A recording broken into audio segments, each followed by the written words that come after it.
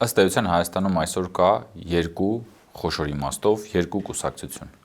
խաղաղության կուսակցությունը, քաղաքացիական պայմանագիրը եւ պատերազմի կուսակցությունը։ Դրանք են հիմնական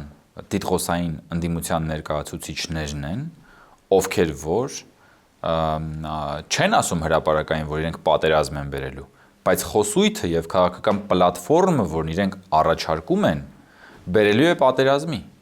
Տեսեք այդ արժանապատիվ խաղաղություն, այսպիսի խաղաղություն, այնպիսի խաղաղություն, ձևակերպումներ,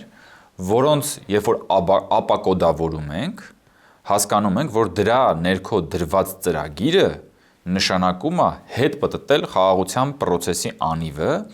եւ Հայաստանը դարձնել նոր պատերազմի թատերաբեմ։ Այս ուժերը պատերազմի մունետիկներն են եւ իրենք ցանկանում են Հայաստանը նորից դնել աշխարհաքաղաքական կոնֆլիկտի զոհասեղանին իրենց օտարերկրյա տերերի հետ եւ վարչապետը շատ ճիշտ էր ասում, որ նման ուժերի կողմից իշխանություն ստանալու ուրեմն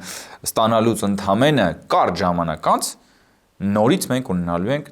պատերազմ, կոնֆլիկտ եւ իր բոլոր հետևանքներով։